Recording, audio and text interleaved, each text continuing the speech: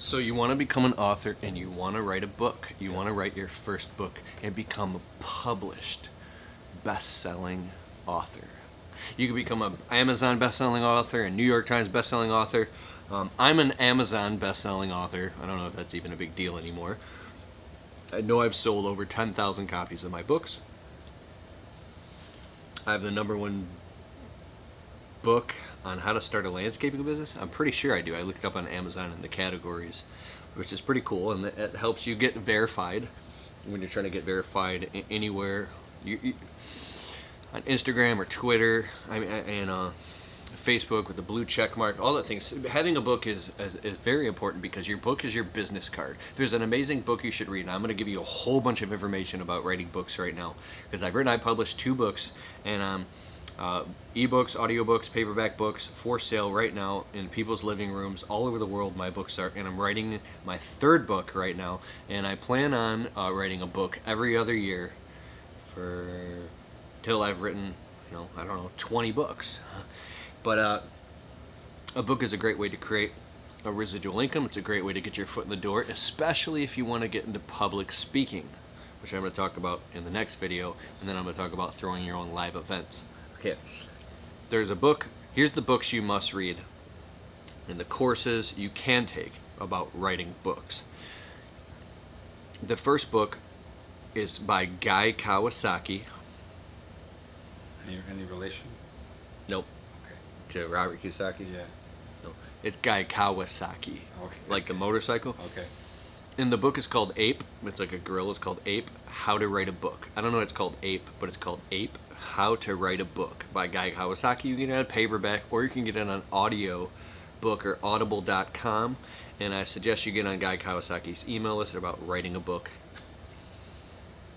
My biggest takeaway from that audiobook, and I've probably read about 8 books on how to write a book. I've taken online courses. I've been on email lists. I've tons of shit about books, man. Like it's way harder and more complex and easier once you get through the complex part to write a book than you may think.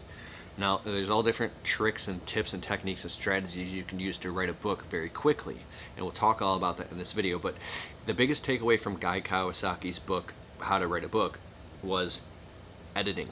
You can write your entire book, and you want to just vomit it all out. The entire book. Get it. Don't overthink it.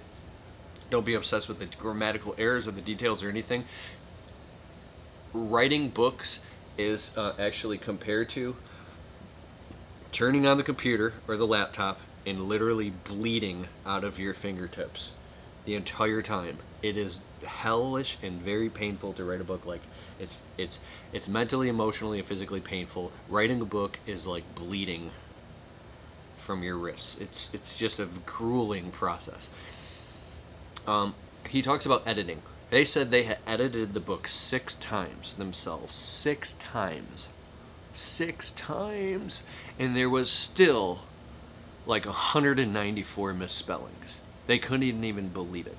You have to hire a professional to edit and format your book. You cannot see it all yourself, no matter how smart you are, how good you think you are, how many books you've written. You have to have help. Okay, my first book had a ton of grammatical errors.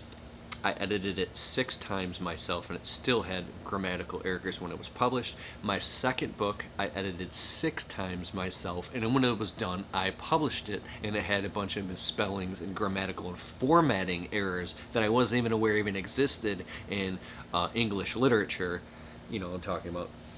And I looked like an idiot because I promoted this thing as a professional book, and there was people who were, these hot shots going and making fun of me, which hurt me because I really put my heart into this. And I had to have a professional that I didn't hire. He was actually a fan of mine who happened to be a professional American literature master's degree expert in writing, offered to edit my book in exchange for free coaching in my course for free. I was like, do it. I felt horrible because this guy sat down in a total of 42 sessions, downloaded my entire book, all to Microsoft Word, and edited and formatted my entire book for me and fed it back to me. It was gorgeous when it was done, and I re-uploaded the thing and got it back into print, and it was like beautiful and perfect. And the one big mistake that does it make sense? Yeah. So you can actually have your fan base reach out to them, and you could do a deal. Now, I would say anything, for a 100-page book, be prepared to drop $1,500 to $2,500 to have someone format and edit your book for you. If you go on Upwork.com and hire a professional, you can get as little as $600 to $800 to have them do it. But so Guy Kawasaki talked about that. That's one big takeaway from that one. Now, the next book is by Dan Kennedy. Dan S. Kennedy is a professional marketing expert who charges like $40,000 just to write a single ad. He's one of the top badasses in the world. He's the author of all the No BS book series. He's Dan Kennedy. He's one of the gods of marketing. He has a book with some other business titan, but it's called Book the Business. The entire book says that your book doesn't mean shit, and you should not even be publishing a book to make money off your book. You're an idiot if you think that you're going to make money. That's just his opinion, because he's only partly right and he's actually wrong. But he says you should not ever think of your book as something that's going to make you money, that you're going to monetize, because you'll end up broke that way. Well, Dan Kennedy's very rich, so he says your book is nothing more than your professional business card. Your book is your business card. If you write a book, it makes you legitimate. You can get your foot in the door to speaking engagements. You can get on podcasts and radio shows and everything. I mean, he must be an expert. He wrote a book about it. Yeah. You're an author. You're an expert. You're an author. You're an expert, right?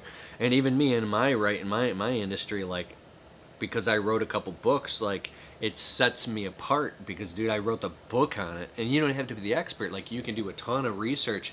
And there's a difference. You can write, like, a cheesy little book, or you can write a professional book, or you can write a real book. And I'm just suggesting for your very first book, there's a saying, one of my favorite internet marketers, his name is Evan Pagan, he's done like hundreds of millions of dollars online. He said the best book he ever read in his entire life, and he's read thousands of books. I myself have read 470 books now. Most of them on audiobook, but I've read hundreds of books. He said the best book he ever read in his entire life was only 19 pages long. Because and one of the best books I've ever read, it was 67 pages long. It's called Magnetic Marketing by Mike Dillard. God, that was an amazing book. And that book made him a millionaire. Amazing. You can get it for free online, called Magnetic Marketing. It's phenomenal. But because you can literally condense all of the value into 19 pages. I really, really suggest that your first book be 19 pages at a minimum to 69 pages, 70 pages. Make it a small, short book and just get it out there. If you try to write a really professional book when you're just getting started, you can get stuck in the details. My first book was a novice book, and it sold thousands of copies. My second book was an actual professional book with like formatting and chapters and like references. But my third book that I'm writing right now, I'm 2.5 years in trying to write this damn book. Because now that I'm more conscious and I've written a couple books and I've leveled up my game, and you get in where you fit in, now I'm like totally trapped and stuck because I'm interviewing these authors and experts, and I'm putting their case studies and stories, and I'm referring like things about it. It's become, I think I'm going to have to, in order to even finish this book, I'm going to have to really simplify it and tone it down and just get it out there, dude, because people who are real authors, like who are best-selling authors who write amazing books with the index and the glossary and all of the, I mean, dude, my hat goes off. It's a crazy level of respect. So how you write a book, what else? Oh yeah, there's a $2,000 program online called Experts Academy by Brendan Burchard. He has an entire thing in it, and you can actually get it for free on YouTube if you type in Brendan Burchard Experts Academy ebook launch. You might have to look to find it, but he gives you a step-by-step on how to write a book. Chandler Bolt, Chandler Bolt. He's an entire guy who has book launch strategies. You can get on his mailing list. There's a ton of stuff. Just type in how to write a book. But if you want to write a book, you have to start out with the most powerful thing, and it's a mind map. Do you know what a mind map is? Sure do. dude, trust me on this, 100%. If you try to write a book without a mind map, you are literally going into the woods without a blindfold. You just don't even do it, okay? Okay, you can get, there's mind map software for free. You can get it on your laptop. I use mindly.com. It's free. And well, what you want to do is mind map out all the topics and categories and everything you want to talk about in your book and brain dump it all. You can write it all out on paper. You can go to the dollar store and get a big poster board and get it all out there based off topics you've talked about, things people have asked, and get it all, everything you want to be in this book. And then you want to take it and you want to organize it by chapter, right? And then once you get it by chapter, then you want to prioritize that based off of what is the best theoretical structure to write your book, so therefore it is consumed by people and they want to, they'll keep reading it, not only, but they'll also get transformation. Like they'll use the best possible order, right? And there's all different structures and ways you can write books, and one of those structures is positioning yourself. I can show you right here. One second.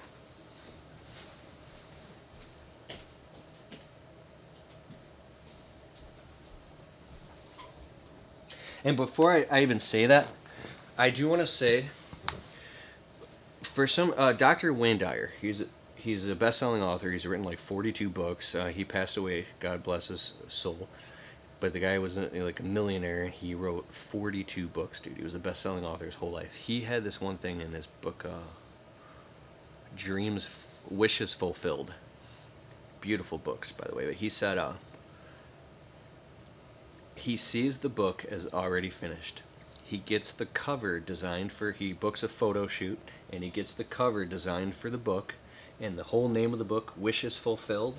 And he says, once he gets the cover of the book and he sees it, the book's already done in his mind, and it's a foregone conclusion, and he says the book literally writes itself. He ghost writes. Like, he says he just can't stop. It just flows out of him. Cool. Does that make sense? That's cool. Because he begins with the end in mind. So that's how you can write a book. So get your book cover made, and how you can get book covers made is there's a story by Tim Ferriss, author of The 4-Hour Workweek, The 4-Hour Body, and The 4-Hour Chef. Tim Ferriss is you know who he is? No. Oh God, Tim Ferriss is amazing. He's the author of The 4-Hour Workweek. It's a best-selling book. So he said that God, there's so much to unpack here. This is so incredibly valuable. This is like stuff that took me years to learn that just changed my life.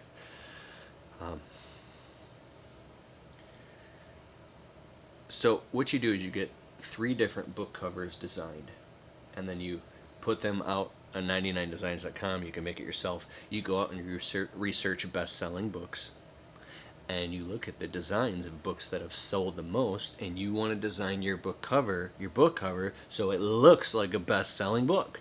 And then you want to put those books out there, and you can literally attach Google ads to them and see how many people click on them based off that cover, and the people that gravitate. It might not even be the cover that you think is the best, but the people that gravitate to the book cover the most, that's the one you pick. You literally figure out what the results are in advance. You don't just wing it. You actually look at statistical verifiable data to find out, because this is what I did. I looked at Tim Ferriss's book, The 4-Hour Workweek, and I modeled the cover of his book just like my book, but I changed the colors, I changed the design around so you couldn't tell. But anybody who knows his book and knows my book, How to Start a Landscaping Business Right Now with No Startup Money, which has sold thousands of copies, and the book cover is actually phenomenally beautiful. I modeled it off of his book, but I changed it so I wouldn't get in any trouble. You couldn't tell, because good artists borrow and great artists steal. Like, I'm not trying to be a stealer or anything like that. I just wanted my book to sell, right? So I did it with the best of heart. But and it's similar. And I did it because I save myself all the time. You pick up where my drift, right? So isn't it funny how when like somebody tells you a little tip that's a little like, what's the word? a little sly, even though they're, you're like, I like it. Yeah, Something well, like it's that. human nature. Whatever that, it's like a little hack, right? It's a hack. And like Russell Brunson, who's like the greatest marketer of all time, who sells ClickFunnels, he literally says wide open, how to ethically steal your competitors' funnels. Funnel hacking. You can funnel hack by going and stealing all their shit. He literally, and people are like, I love it. And he makes millions of dollars because there's something in Kabbalism, or being Cabal. It's like some religion or something. Yeah. And it was the election with Donald Trump and Hillary Clinton a few years ago. People were throwing, I'm not trying to get political too much here, but people were throwing digs at Donald Trump, and were saying all of the bad shit that he had done back in the day with the girl and grabbing her by the you-know-what. All that crap was all over the television. But for some reason, when when you come right out into the open and just admit your faults, or people are saying bad things, and you're just admitting it, and you're wide open, and like you're being exonerated in real time. There's some spiritual thing that happens when you are just unshamefully admitting that, hey, I put my hand in the cookie jar and I got in trouble and I learned this amazing lesson. You're being exonerated by some spiritual nature. Does that make sense? Yeah, I've heard of that. So it's like, there's a famous internet marketer called Frank Kern. Oh my God, this guy is one of the best. I'm getting goosebumps. The best internet marketer copywriters in the world.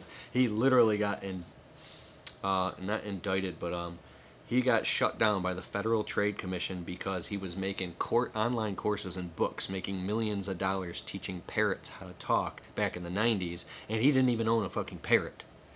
But he was going and taking the information from other people, and he was putting it and productizing it and selling it because he's a master info marketer, but he was lying, and he was making so much money and driving exotic cars that the Federal Trade Commission actually, what he was doing was so new that they didn't know even how to categorize him. And he was like the tallest poppy, and they just came and cut his ass down. Dude, they took the keys to his house, took everything they had, and fined the shit out of him, and he had to start from. And now this is what launched this whole thing. He's one of the godfathers of marketing. That now you gotta be in line with the Federal Trade Commission. You're gonna have terms of use. You gotta have privacy policy. You have to have disclaimers. My window cleaning blueprint book, the inside of my book, when you open up the first cover and the last cover, says, disclaimer. This book does not say that I do not guarantee any of your results. Even though I've had astronomical results myself, I do not at all. You're responsible for your own success. Starting a window cleaning business is very hard work. There's a lot of stuff involved, and you're responsible for your own success. Yep. By reading this book and every page hereafter, you agree upon reading and buying this book that is true. Like, does it make sense? Yes. Okay, so you're going to say... It's got to be there. It's got to be there, dude. And you can learn more about this stuff on ftcguardian.com, Federal Trade Commission Guardian. You can get free stuff by these attorneys and lawyers and stuff, and I pay money. I'll talk about this later. That you got to have terms of use and privacy policy, and everything that you sell and has to be underneath an umbrella. And you got to eventually start a corporation. And then if you're going to be advising people, you have to get something, an